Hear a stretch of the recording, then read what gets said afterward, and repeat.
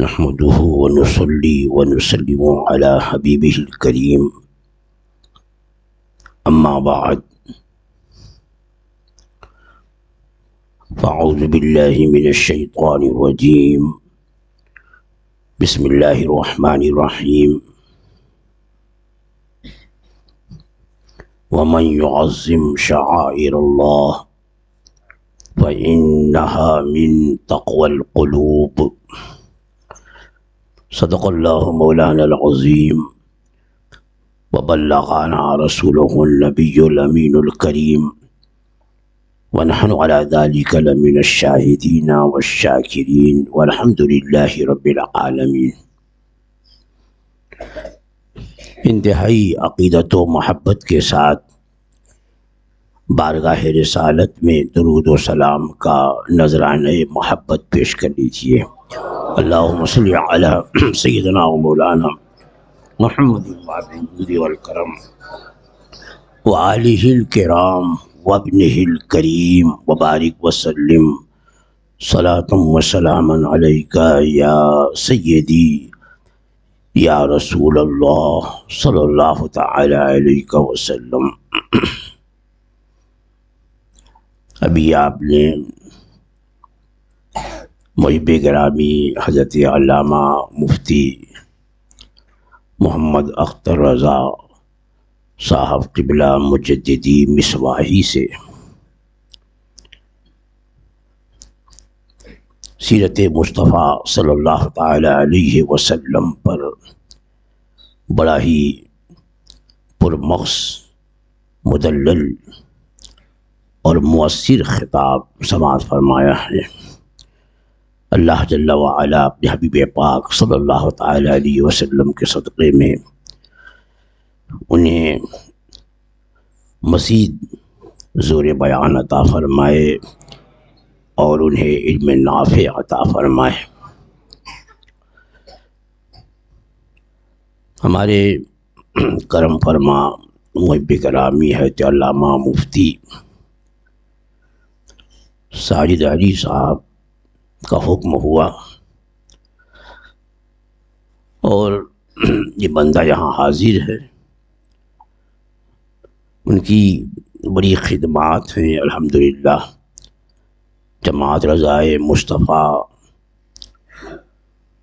کے پرچم تلے مسلک حق، مسلک اہل سنت، جسے پہچان کے لیے زمانے میں مسلک اعلیٰ حضرت کہتے ہیں، اسی سچے مسلک کی خدمات وہ بڑے ہی مؤثر انداز میں انجام دے رہے ہیں، اور آج کا اجلاس بھی اسی سلسلے کی ایک کڑی ہے۔ ان کا اور ہمارے احباب کا یہ حکم ہوا کہ چونکہ ابھی یہ فقیر مصر ہوتا ہوا بغداد مقدس اور پھر وہاں سے مکہ معظمہ، مدینہ طیبہ، اور یہ پہلا اتفاق ہے۔ اس سے پہلے سرکار نے بارہا عنایت فرمایا اور یہ گنہگار ان کے مقدس دربار میں حاضر ہوا، لیکن عید میلاد النبی صلی اللہ تعالی علیہ وسلم کے موقع پر یہ پہلا اتفاق تھا حاضر ہونے کا۔ اب ان احباب کی فرمائش ہے کہ وہاں سے متعلق تاثرات پیش کیے جائیں۔ سفر تو بڑا طویل ہے، مختصراً کچھ باتیں میں عرض کروں گا کہ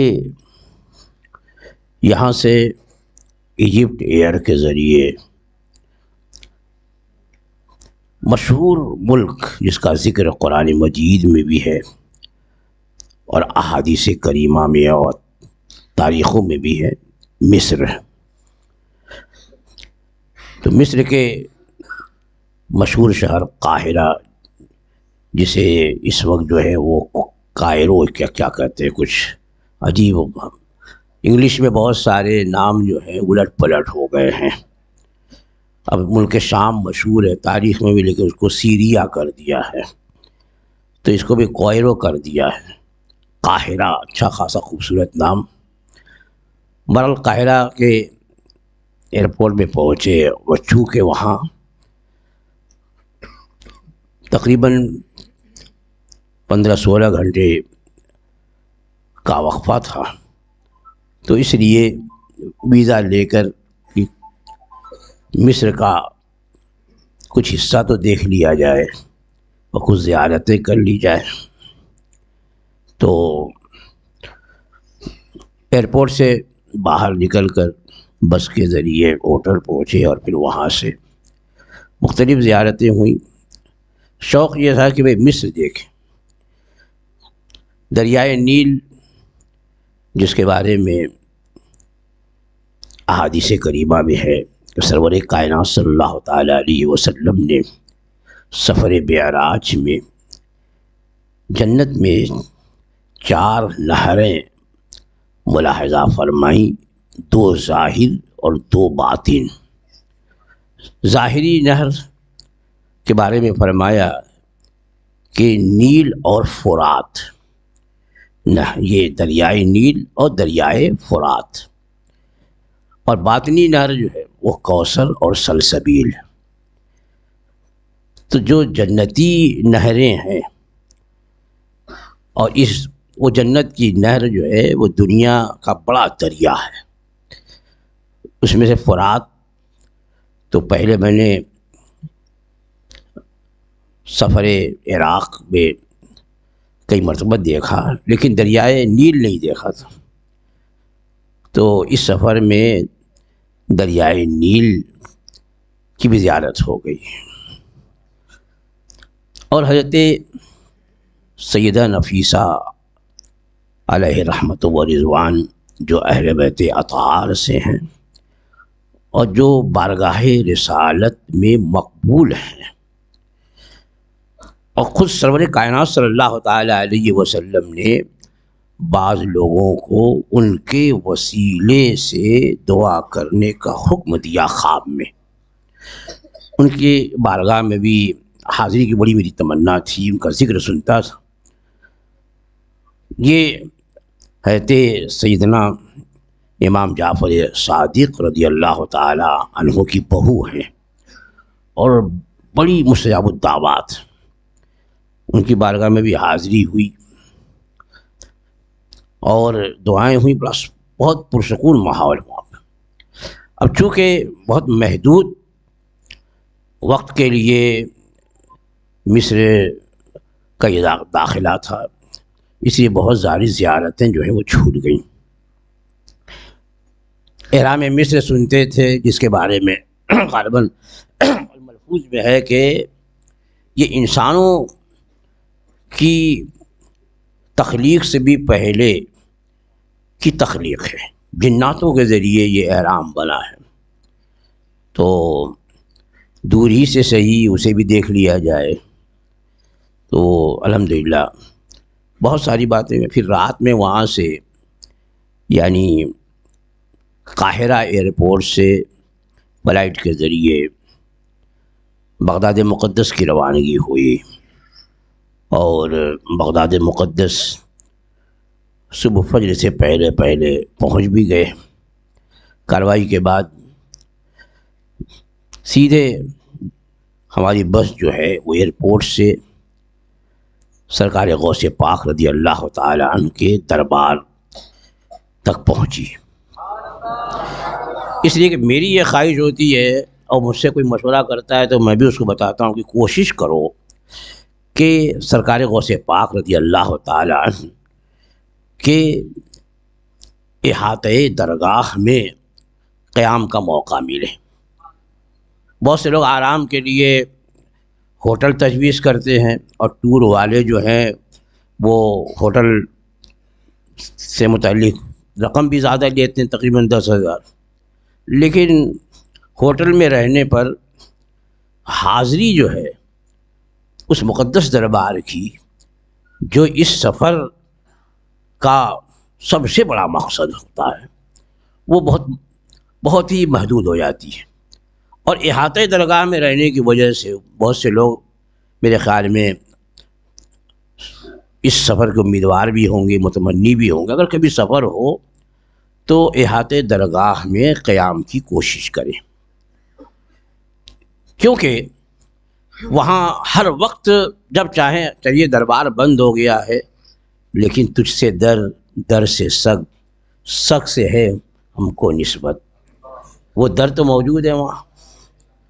تو میں تو ایک مرتبہ صرف شاید، جب پہلی مرتبہ مجھے علم بھی نہیں تھا اس سب معاملے کا، تو ہوٹل میں ٹھہرا تھا، لیکن اس کے بعد جب بھی حاضری ہوئی تو احاطہ درگاہ ہی میں میرا قیام ہوا، کیونکہ دن میں لوگ آتے جاتے ہیں، لیکن عشاء کے بعد جب دربار بند ہو جاتا ہے، دروازہ بھی بند ہو جاتا ہے، تو وہی لوگ ہوتے ہیں جو احاطہ درگاہ میں مقیم ہوتے ہیں، بس بقیہ سارے لوگوں کو نکال دیا جاتا ہے۔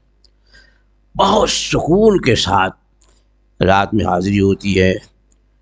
میرا معمول یہی رہتا ہے کہ جب سب باتوں سے فارغ ہو گئے تو میں مصلی وغیرہ لے کر کے سرکار کے در اقدس کے سامنے جا کے بیٹھ جاتا ہوں، جو کچھ نقش وغیرہ تعبیر وہ بھی کرتا ہوں، جو کچھ پڑھنا ہے وہی پڑھتا ہوں، بہت سکون، اور ایسا لگتا ہے کہ واقعی رات کی اس تنہائی میں رحمتوں کی بارش ہو رہی ہے، کیونکہ اس سامنے سرکار کا دربار اور ہماری بائیں جانب جو سرکار کے دو شہزادوں کا مزار پاک ہے، تو اس وجہ سے بڑی روحانیت وہاں ہوتی ہے۔ تو کبھی بھی اگر آپ جائیں تو درگاہ شریف کے احاطے میں، کیونکہ آپ ہر نماز میں وہاں پہنچ سکتے ہیں، مسجد شریف میں بھی حاضر ہو سکتے ہیں، اور سرکار کے دربار کے سامنے بھی آپ مصلی بچھا کر کے نمازیں پڑھ سکتے ہیں۔ فجر کی نماز ہوئی، تہجد کی نماز ہوئی، عشاء کی نماز ہوئی، تو بہرحال سرکار غوث پاک رضی اللہ تعالیٰ عنہ کے احاطہ درگاہ میں پہنچے، پہلے سے بات ہو چکی تھی، تو ہمیں اچھا بہتر کمرہ بھی مل گیا، اور ابھی بہت ساری وہاں پر سہولتیں ہو گئی ہیں۔ پہلے گیا تھا تو ایک جگہ استنجا خانہ تھا، کمرے سے جانا پڑتا، اب اس طرح کے کمرے بنا رہے ہیں کہ کمرے کے اندر ہی جو ہے وہ ان لوگوں نے واش روم وغیرہ، باتھ روم سب کا انتظام کر دیا ہے، اور وہیں ٹور والے جو ہیں وہ کھانے وغیرہ کا انتظام رکھتے ہیں۔ وہاں ایک بات یہ ہوتی ہے کہ وہاں پر گوشت جو ہے وہ حلال بھی مل جاتا ہے۔ میں نے ان سے پوچھا، عبدالقادر بھائی جو انتظام کر رہے تھے وہاں پر بغداد شریف میں کھانے وغیرہ کا، میں نے کہا آپ گوشت کیا کرتے ہیں؟ کہتے مٹن تو بکرا وغیرہ تو ہم لوگ خود ذبح کرتے ہیں، یا یہاں جو سنی ہے، کیونکہ وہاں سنی یا شیعہ یہی دو ملیں گے، وہاں بھی نہیں ملتے، شیعہ ہوتے ہیں یا سنی ہوتے ہیں۔ تو کہا کہ سنی ذبح کرتا ہے ہمارا، ہم جس کو ہم جانتے ہیں، یا ہم خود اپنے ہاتھ سے ذبح کر لیتے ہیں۔ ہاں، چکن کے بارے میں بتایا کہ یہ جو ہے ہم لوگ امریکن چکن نہیں لیتے، ہم لوگ ترکی کا چکن لیتے۔ میں کہا یا اللہ، ترکی کا ہو یا کہیں کا ہو، ہمارے لیے تو وہ بھی وہی ہے۔ تو چکن تو میں نے منع کر دیا اپنے ساتھیوں کو مت کھانا، ہم مٹن کھا لیتے تھے کہ وہ خود ذبح کر کے لاتے، لیکن وہاں کے بعد پھر نہ چکن کھایا نہ مٹن کھایا۔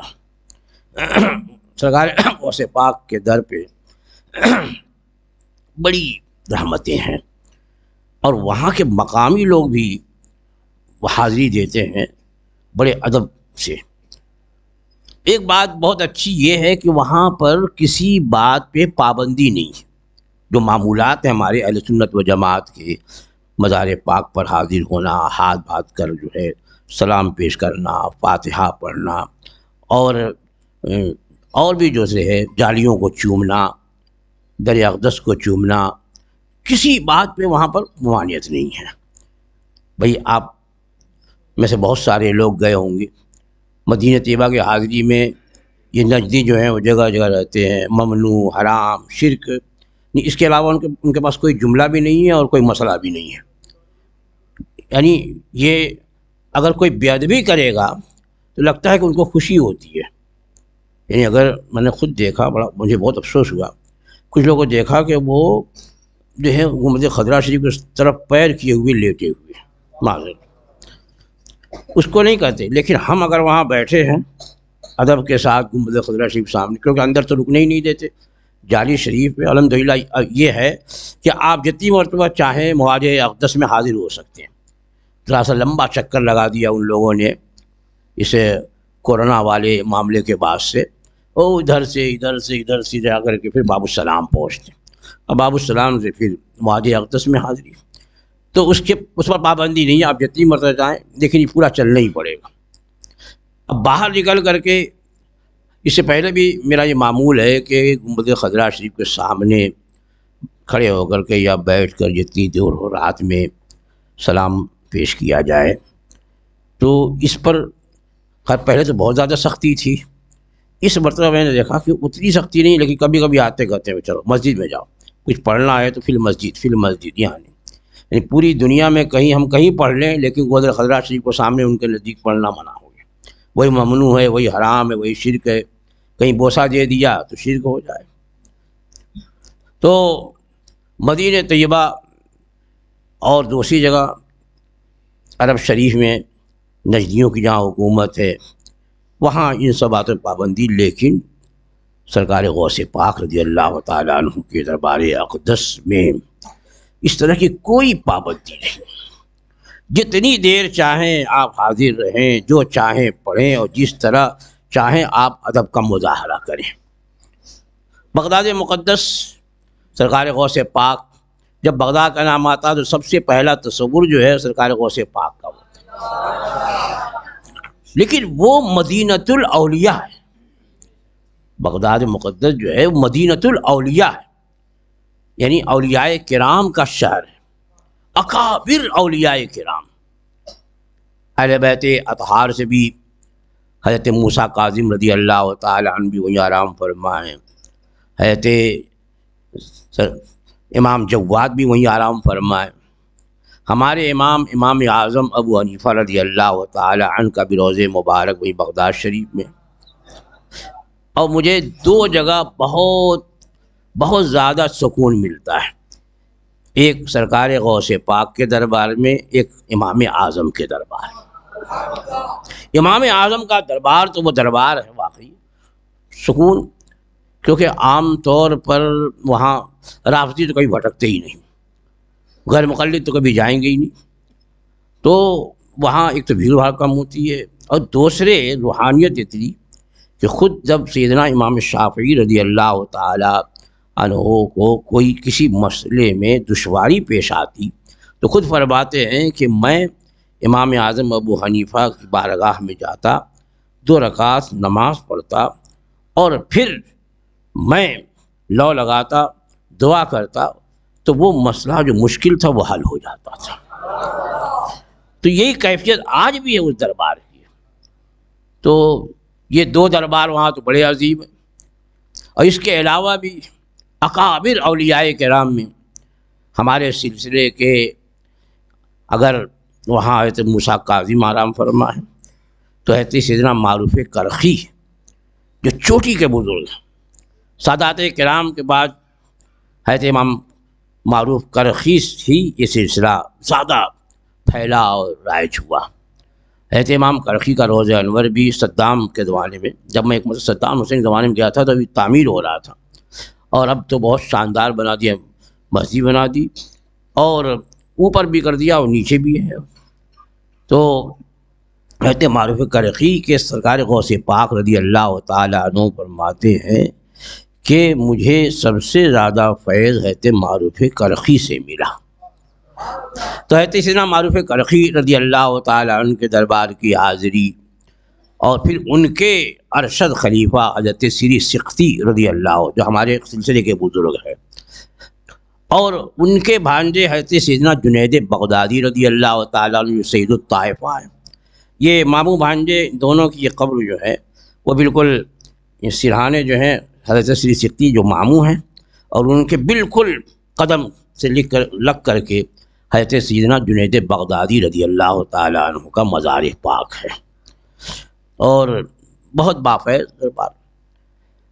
اور پھر اسی احاطے میں حضرت سیدنا یوشع بن نون علیہ السلام جو نبی ہیں، ان کا بھی مزار پاک ہے.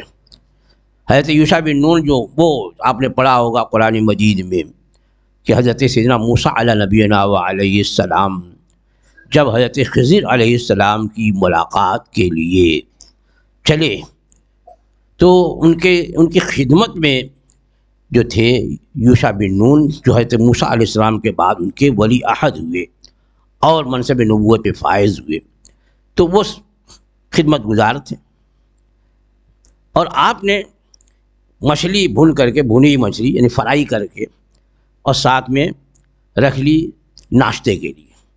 سفر لمبا چلتے رہے، اب انہیں مجموع البحرین تک پہنچنا تھا، تو حضرت موسیٰ علیہ السلام آرام فرما ہو گئے اور یوشع بن نون جاگ رہے تھے، تو انہوں نے دیکھا کہ وہ جو بھونی ہوئی مچھلی تھی وہ توشے دان سے نکل کر کے اور دریا میں چلی گئی۔ بھونی ہوئی مچھلی دریا میں، وہ بھی سرنگ بناتے ہوئے پانی میں چلی گئی۔ اب انہیں یاد نہیں رہا، موسیٰ علیہ السلام جب بیدار ہوئے کہ بتائیں، آگے بڑھے۔ جب آگے بڑھے تو اب حضرت موسیٰ علیہ السلام کو بھوک لگی، اس سے پہلے یہ کیفیت نہیں تھی۔ آپ نے حضرت یوشع بن نون سے کہا، بھائی لاؤ ناشتہ۔ کہا حضور ارے وہ تو بتانا ہی بھول گیا میں، وہ فلاں جگہ آپ آرام کر رہے تھے، وہ مچھلی جو ہے وہ توشیدان سے نکلی اچھل کر کے اور پانی میں چلی۔ کہہ رہے وہی تو ہماری منزل تھی، چلو لوٹو۔ اب قدموں کے نشان دیکھتے ہوئے لوٹے، پھر وہاں جو مچھلی پانی میں سرنگ بنا کے گئی تھی، اب جب وہاں پہنچے تو حضرت سیدنا خضر علیہ نبینا و علیہ السلام سے ملاقات ہوئی۔ تو وہ یوشع بن نون، ان کا مزار پاک بھی الحمدللہ اسی احاطے میں ہے، اور وہاں ایک مشہور مجذوب بزرگ حضرت بہلول دانا، بہت مشہور ہے۔ بعض لوگ جو ہے وہ کچھ عجیب واقعات بھی بیان کرتے ہیں، لیکن حضرت بہلول دانا یہ ہارون رشید کے زمانے کے خلیفہ ہارون رشید جو ہے وہ خلافت عباسیہ کے بڑے ہی کر و فر والے خلیفہ ہیں، اور بڑے ہی علم دوست اور بڑے نیک۔ تو ایک روز حضرت خلیفہ ہارون رشید جو ہے وہ سیر کرتے ہوئے دریا کے کنارے سے گزرے، تو دیکھا کہ حضرت بہلول دانا جو ہے وہ ریت سے گھروندا بنا رہے۔ بھئی ریت ہوتی ہے نا، بچے جو ہے ایسے بناتے ہیں، گھر بناتے ہیں، وہ بھی ایسے بنا رہے ہیں۔ تو ہارون رشید بادشاہ نے پوچھا، حضرت کیا کر رہے ہیں؟ کہا جنت میں محل بنا رہا ہوں۔ اب وہ ہنس کے آگے بڑھ گئے۔ ان کی بیوی زبیدہ جو ہے ہارون رشید کی، وہ بڑی نیک عورت تھی۔ کچھ دیر کے بعد اس کا گزر ہوا، اس نے دیکھا کہ حضرت بہلول دانا کچھ ریت سے بنا۔ کہا حضرت کیا بنا رہے ہیں؟ کہا جنت میں محل بنا رہا ہوں۔ کہا بیچیں گے؟ کہا ہاں بیچیں گے۔ کتنے میں؟ کہا 1 درہم میں۔ اس نے جلدی سے 1 درہم دیا، کہا جاؤ تمہارے نام پہ جنت ہوگی، جاؤ۔ اب چلی گئی وہ۔ رات میں سوئے ہارون رشید تو خواب دیکھا جنت میں بڑا عظیم الشان محل ہے، ان کی پیشانی پہ زبیدہ لکھا ہوا ہے، ملکہ زبیدہ۔ کہیں تو میری بیوی کا ہے، تناک سے اندر کی طرف بڑھنے لگے۔ خادم جو وہاں پر دربان رہے، کہاں؟ کہہ رہے میری بیوی کا کچھ نہیں، جاؤ، جس کا ہے وہی جائے گا، چلو۔ اب آنکھ کھل گئی، یا اللہ یہ تو محرومی ہو گئی۔ اب دوسرے دن پھر بڑے بے چین، پھر دریا کنارے گئے کہ شاید ملاقات ہو جائے۔ دیکھا واقعی بنا۔ کہا حضرت کیا کر رہے ہیں؟ کہا دریا مار بنا رہا ہوں۔ کہا بیچیں گے؟ کہا ہاں۔ کتنے میں؟ آدھی سلطنت، تمہاری آدھی سلطنت۔ کہا حضور کل تو آپ نے 1 درہم میں بیچا تھا۔ کہا اس نے دیکھا نہیں تھا، تم رات میں دیکھ کے آئے ہو۔ یا اللہ، ہم کو تو اپنا خواب یاد نہیں رہتا، بزرگوں کا عالم یہ ہے کہ دوسروں کا خواب بھی دیکھ لیتے۔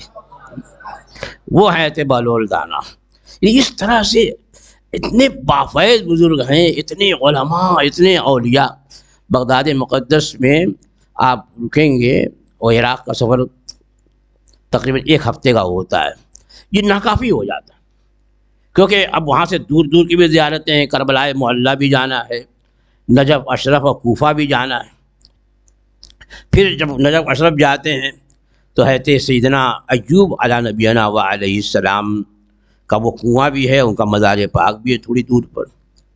وہ کنواں آج بھی محفوظ ہے کہ جب آپ کا زمانہ ابتلا تھا اور جسم پر آبلے پڑ گئے اور سخت علیل تھے، اور آپ نے بارگاہ خداوندی میں جب عرض کی کہ مولا شیطان نے مجھے بڑی اذیت میں مصیبت میں مبتلا کر دیا۔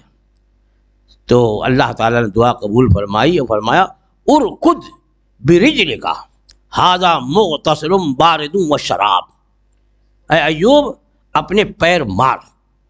اب دیکھیں یہ نبی کی شان، کیا فرمایا ارکض برجلک، اپنا پیر مارو۔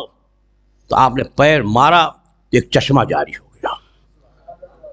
اب کچھ لوگ کہتے یہ ہے کہ 2 مرتبہ پیر مارا تو 2 کنویں ہیں، تو ہیں واقعی 2 کنویں وہاں پر۔ بہت پہلے گیا تھا، وہاں نل وغیرہ نہیں لگا تھا، ہم لوگ خود ہاتھ سے ڈول سے، اور بہت اوپر پانی تھا۔ تو ھذا مغتسل کہ یہ نہانے کی جگہ، ٹھنڈا پانی، وہ شراب اور پینے کا پانی۔ تو اب ان میں سے ایک سے نہانا اور ایک سے پینا، اب کون سا نہانے والا ہے کون سا پینے والا ہے، اس لیے دونوں کا مکس کر کے لوگ نہا بھی لیتے ہیں، دونوں کا پی بھی لیتے ہیں۔ بہت سے لوگوں نے بتایا کہ آج بھی کتنے مریض ایسے آتے ہیں اس پانی سے نہاتے ہیں، انہیں شفا مل جاتی ہے۔ صدیاں گزر گئیں، آج بھی وہ موجود ہے۔ الحمدللہ اس کی بھی زیارت ہوئی۔ دنیا کا سب سے بڑا قبرستان نجف اشرف، تو یہ کوفہ سے کچھ آگے ہے، بہت بڑا، میلوں دور، اس میں بہت سارے انبیاء کرام کے مزارات ہیں۔ اور اسی کی ایک طرف جو ہے جیسا کہ مشہور ہے کہ حضرت سیدنا علی مرتضیٰ شیر خدا کرم اللہ تعالی وجہ الکریم کا مزار پاک ہے، اور اس سلسلے میں مختلف روایات ہیں۔ بہرحال یہ اللہ کے محبوبان بارگاہ ہیں۔ اب یہ لوگ، جیسا کہ ایک روایت خود اعلیٰ حضرت نے ایک موقع پر ذکر کی کہ کسی نے کسی بزرگ کی بارگاہ میں کہا کہ میں مختلف حضرت علی کے مختلف مقامات پہ جاتا ہوں تو ہر جگہ ان کا نور پاتا ہوں۔ تو انہوں نے فرمایا کہ یہ اللہ والے ہیں، یہ مقام کے سے مقید نہیں ہے، جہاں تم محبت کے ساتھ انہیں پکارو گے وہی ان کا نور ملے گا۔ تو اس نیت سے نجف اشرف بھی حاضر ہو جاتے ہیں وہاں پر۔ اب وہاں پر شیعوں کا بڑا زور ہے، اور شیعہ تو یہ کہتے ہیں بس وہ نہ ان کا کوئی مر جاتا ہے تو لے کر کے آتے ہیں اس کا جنازہ، اور بس وہ ایک چکر لگاتے۔ پہلے تو جب وہ حد بندی نہیں تھی تو 3 چکر لگاتے، اب تو وہ پورے میں گھوم ہی نہیں سکتے، جاتے ہی دروازے سے لے کے آ جاتے ہیں، بس لا الہ الا اللہ لا کہتے ہوئے سمجھتے ہیں، اور دور دور سے آتے ہیں۔ ان کا عقیدہ یہ ہے کہ یہاں آ جائیں گے تو سب بخشش ہو جائے گی۔ اب وہ بے شک مولائے کائنات کو دربار ہے کہ وہاں بخشش ہوگی، وہ وسیلہ بنیں گے، لیکن کس کے لیے؟ ایمان والوں کے لیے، بے ایمانوں کو کچھ ملنے والا نہیں ہے۔ تو بغداد مقدس کا سفر 1 ہفتہ جو ہے وہ بڑا مختصر ہو گیا، اور میں نے کوشش کی کہ زیادہ سے زیادہ سرکار دربار، سرکار غوث پاک کے دربار میں حاضر ہوں۔ تو یہ بزرگان دین کے فیضان وہاں اس کا باڑا بڑھ رہا ہے۔ اور وہاں سے پھر مصر گئے، قاہرہ سے پھر جدہ پہنچے، جدہ سے بس کے ذریعے مکہ معظمہ، اور وہاں پر الحمدللہ عمرہ کیا، اور پھر ایک روز وہ جیرانہ گئے جو وہاں سے تقریباً 25 کلومیٹر ہے، اور وہاں سے سرور کائنات صلی اللہ تعالی علیہ وسلم نے غزوہ حنین کے بعد، غزوہ حنین کا وہی علاقہ ہے، تو وہاں سے سرکار نے عمرے کا احرام باندھا تھا، تو وہاں پہنچے تو چونکہ وہ بھی حرم کے باہر کا علاقہ ہے، عمرے کے احرام کے لیے حرم سے باہر جانا شرط ہے، میقات سے باہر نہیں۔ میقات سے باہر جائیں گے تب تو بغیر احرام کے آ ہی نہیں سکتے، وہ میقات کے اندر ہے لیکن حرم سے باہر، یعنی یہ 3 مقام ہوتے، حرم، ہل اور آفاق۔ تو مکہ معظمہ یہ کئی طرف، چاروں طرف جو ہے دور دور تک حرم ہے۔ سب سے قریب جو ہل ہے وہ مسجد عائشہ کا علاقہ ہے جسے تنعیم کہتے ہیں، اور کسی طرف 25 کلومیٹر ہے تو کسی طرف 17 کلومیٹر ہے، جہاں یہ حدیبیہ کا مقام، جہاں صلح حدیبیہ ہوئی تھی وہ بھی حرم سے باہر، وہاں بھی جاتے ہیں لوگ احرام باندھ کے آتے ہیں۔ جدہ سے آپ چلیں گے تو راستے میں آپ کو ایک جگہ ریحل بنی ہوئی ملے گی، اس سے کچھ پہلے جو ہے وہ حرم شروع ہو جاتا ہے۔ تو بہرحال اس عمرے کا بھی شرف ملا، اور پھر دل میں بےقراری تھی، بے چینی تھی کہ دکھا دے یا الہی وہ مدینہ کیسی بستی ہے جہاں پہ مولا رات دن تیری رحمت برستی ہے۔ تو پھر بس کے ذریعے، اور چونکہ ہمارا جو ٹور تھا اس میں سب اپنے ہی مطلب رشتے کے لوگ تھے 90%، یہ کوئی الگ سے ٹور نہیں تھا، ہم ہی لوگوں نے مل کر کے ایک ٹور بنا لیا تھا۔ تو پہلے 40 کا قوم تھا، ہوتے ہوتے 64-65 آدمی ہو گئے سب بچوں کو لے کر کے۔ اب الحمدللہ میرے ساتھ تو میری پوری فیملی تھی، یعنی میرے بیٹے مقصود اختر ان کی فیملی ہے، میری بیٹی فرحانہ اس کی بھی پوری فیملی ہے، امیمہ اس کی بھی پوری فیملی ہے، سب گھر ہی ساتھ تھا، جو بھی تھے وہ رشتہ دار یا ان کی فیملیاں تھیں۔ تو اس لیے سفر بڑا اطمینان بخش بھی تھا اور بڑا روحانی بھی تھا۔ اور پھر مدینہ طیبہ پہلا موقع ہے کہ عید میلاد النبی کی شب اور دن دونوں میں ملا۔ اب اگر وہاں کی تاریخ لیں تو بھی عید میلاد النبی ہے، اور یہاں کی تاریخ لیں تو بھی عید میلاد النبی ملا۔ عید میلاد النبی کی پوری شب میں اخیر صبح صادق تک میں گنبد خضرا شریف کے سامنے رہا، اور واقعی اور گنبد خضرا شریف کو دیکھے تو ایسا محسوس ہوتا ہے جیسے انوار و تجلیات کی بارش ہو رہی۔ ان نجدیوں نے گنبد خضرا شریف پہ ایک بلب بھی نہیں لگایا، اپنے جو مینار بنائے اونچے اونچے بڑے بلب ہیں، لیکن گنبد خضرا شریف پر کوئی ایک بلب نہیں، نہ کہیں سے فوکس اس پر لگایا۔ ہوتا ہے نا بچے اس پر نہیں ہے تو دور سے طرح طرح کی روشنیوں کا، لیکن وہاں ان ظاہری روشنیوں کا کیا کام ہے؟ وہ تو وہ جگہ ہے کہ سارے دلوں کو وہیں سے روشنی مل رہی ہے۔ تو انوار و تجلیات کی وہاں بارش ہوتی ہے، ایسا محسوس ہوا ہے۔ اگر آپ غور سے دیکھیں عقیدت کی نظر سے تو ایسا لگتا ہے کہ گنبد خضرا شریف سے لے کر اور آسمان تک نور کا ایک تار بندھا ہوا ہے۔ اسی رات میں الحمدللہ معاذ شریف میں بھی حاضری ہوئی۔ اب نمبر لگا کر کے ریاض الجنہ میں حاضری ہوتی ہے، تو ایک مرتبہ ریاض الجنہ میں بھی حاضری ہو گئی۔ اطمینان سے جو مختلف ستون ہیں، کئی ایک ستون ہے اس میں، لیکن کچھ ستون کی خصوصیت ہے۔ اس میں ایک ستون جو ہے وہ ستون عائشہ ہے، لکھا ہوگا استوان عائشہ۔ اس کے بارے میں فرمایا جاتا ہے کہ حضرت عائشہ صدیقہ رضی اللہ تعالیٰ عنہ فرمایا کہ مسجد نبوی شریف میں ایک ایسی جگہ ہے کہ اگر اس کی فضیلت کو میں بتا دوں تو لوگوں کو وہاں جگہ نہ ملے جب تک کہ قرآن اندازی نہ ہو یا تلوار نہ چل جائے، ایسی جگہ۔ لیکن اس کو بتایا نہیں انہوں نے۔ ان کے بھانجے حضرت عروہ رضی اللہ تعالیٰ عنہ، تو وہ ایک مرتبہ اب لوگوں نے ان سے پوچھا کہ آپ پوچھیے۔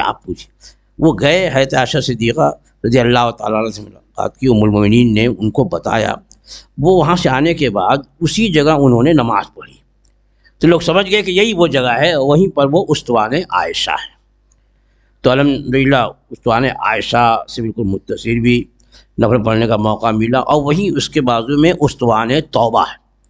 حضرت لبابہ مشہور صحابی رسول کے ایک جنگ میں جانے سے انہوں نے سستی کی اور نہیں پہنچ سکے، سرکار نے تشریف لائے، بار بار پوچھا وہ نہیں آ رہے، آئے، بلایا تو کچھ اور لوگ لگے تھے، انہوں نے جو ہے وہ اپنے حساب سے بتا دیا کہ مجھے یہ کام آ گیا، یہ کام، لیکن حضرت ابو لبابہ نے صرف عرض حضور میری سستی تھی، انہوں نے سوچا کہ اب چلا جاؤں گا، اور اسی سستی میں رہ گئے۔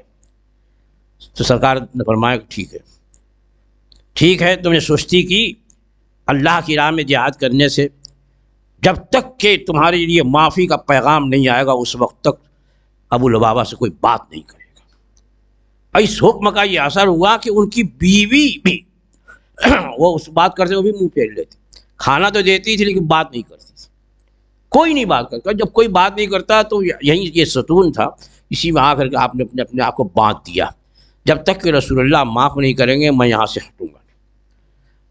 اب ان کی توبہ کے لیے، ان کی معافی کے لیے اللہ جل وعلا نے وہی نازل فرمائی اپنے محبوب پر۔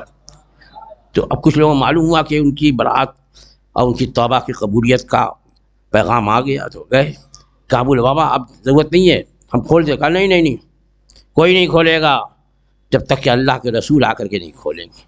کیا شان قسم خدا کی! توبہ بھی قبول ہو رہی ہے اور سرکار پیغام کیا قبول بابا خوشخبری ہو کہ تمہاری معافی کا حکم آ گیا. اور پھر سرکار نے اپنے ہاتھوں سے انہیں کھولا تو وہ ستون استوان ابی لبابہ اس کو استوان توبہ بھی کہتے ہیں. الحمدللہ وہاں بھی نماز پڑھنے کا موقع ملا, دعا کرنے کا موقع ملا. آپ اگر جائیں, ابھی آج کل کیا ہے کہ پہلے جو ہے وہ بہت تیز بھاگتے تھے تو میں نہیں جاتا تھا, بے ادبی ہے. لیکن اب کیا ہے, دشواری تو ہے لیکن کم سے کم ایک مرتبہ ایپ ملتا ہے, یعنی جب ویزا ملے گا اس کے ساتھ آپ کو تاریخ ملے گی اور ٹائم ملے گا, اس موقع پر آپ اندر جائیں گے تو ایک اتنے آدمی کو چھوڑتے ہیں جو اطمینان سے وہاں پر سب بندی کے ساتھ ریاض الجنہ میں نماز پڑھ سکیں. تو ایک مطلب بقیہ اور پھر اور دیکھا تھا اور لوگ جو ہے یہ لگا رہے ہیں وہ لگا رہے ہیں, ان کے نام پہ جا رہے ہیں. ایک صاحب آئے, بھائی آپ اس کو لے کے چلے, کس کا نام ہے؟ سرکار کو بلانا ہوگا تو میں اپنے نام پہ جاؤں گا, میرا نام. تو ایک مرتبہ اب نے کہا بھائی ریاض الجنہ, میں کہا بھائی صاحب جنہ تو یہ ہے, ان کا اشارہ ہوگا تو ریاض الجنہ بھی ملے گی, اصل جنت بھی ملے گی. ہاں یہ چاہیں گے تو سب ملے گا. تو بار بار میں معاذ شریف, تو آپ ایک بات, وہاں بھی میرے ایک جگہ پروگرام جمعے کے دن کچھ جاننے والے تھے, انہوں نے محفل رکھی, مجھے بھی بلایا, تقریر کے لیے کہا. تو میں نے جو کچھ عرض کیا پہلے تو مدینہ شریف کے فضائل اور اس کے بعد میں نے کہا دیکھیے یہاں سب سے اہم, لوگوں نے کہا کوئی نصیحت کریں, کہ یہاں سب سے اہم چیز جو ہے وہ ادب ہے. دوسروں کو دیکھ کر کے یہاں رہنے والے بے ادب ہو جاتے ہیں. اب دیکھیے, اب یہ مسجد ہے, ایک مرتبہ کسی کا موبائل نہیں بولا ہوگا, نہ کوئی دنیا داری کی بات کر رہا ہے. اس لیے کہ مسجد کے بارے میں فرمایا گیا کہ مسجد میں دنیا کی جائز باتیں بھی نیکیوں کو اس طرح کھا جاتی ہیں جیسے آگ لکڑی کو کھا جاتی ہے. جب عام مسجدوں کا یہ حکم ہے تو افضل المساجد حرم شریف اور مسجد نبوی شریف کا کیا حکم؟ لیکن وہاں تو یہ کچھ سمجھتے ہی نہیں وہ, اور وہیں پر معاذ اللہ جو ہے وہ موبائل پہ جو ہے وہیں پوری اسٹوری جو ہے وہ ریلے کرتے ہیں. اور یہاں کھڑے ہیں, اور اب یہ تو ایسی بیماری آ گئی ہے موبائل میں کیمرے والی, جس کو دیکھو وہ جو ٹیڑھا ہو کر کے یہیں جاری شریف کے سامنے. میرے آقا صلی اللہ تعالی وسلم فرماتے ہیں کہ قیامت کے دن سب سے سخت عذاب مصوروں پر ہوگا, تصویر بنانے والوں پر, اور انہی کے معاہدے شریف میں کھڑے ہو کر کے اور اپنی تصویر, اب صحیح نہیں آتی ہے تو دوسرے کو دے دیتے تھے, ایک پوز لے لینا میرا بھی. ارے وہاں کے بارے میں تو اعلیٰ حضرت فرماتے ہیں کہ جب داخل ہو تو خیال غیر سے دل و دماغ کو بالکل پاک کر لے. اگر کوئی اپنا کوئی ملنے والا سامنے آتا بھی ہو تو کوشش کر کے اس سے بچ کر کے نکل جائے کہ وہاں ملاقات نہ. اور یہاں پوز لے رہے ہیں, ڈائریکٹ وہاں سے ریلے کر رہے ہیں, ہم لوگ یہاں کھڑے ہیں وہاں کھڑے ہیں. خدا را آپ اس سلسلے میں بہت محتاط رہیے. وہ سمجھ لیجئے کہ اگر اس مسجد شریف میں ایک نماز 50,000 نماز کے برابر ہے, اور وہاں ایک نماز 1,00,000 کے برابر ہے دوسرے مقام کے مقابلے میں, تو وہاں تو ایک گناہ بھی 1,00,000 کے برابر ہے مکہ معظمہ میں. اور یہاں سرکار کا کرم کہ وہ رحمت للعالمین ہے, تو یہاں اگر ایک نیکی 50,000 کے برابر ہے تو ایک گناہ ایک ہی ہے. لیکن وہاں کی بے ادبی جو ہے وہ کہیں ایسا نہ ہو کہ ہمارے سارے اعمال رائگاں ہو جائیں. بہت ضرورت ہے, اپنے آپ کو بھی سمجھائیے کہ بھئی حاضری کم دو لیکن ادب کے ساتھ.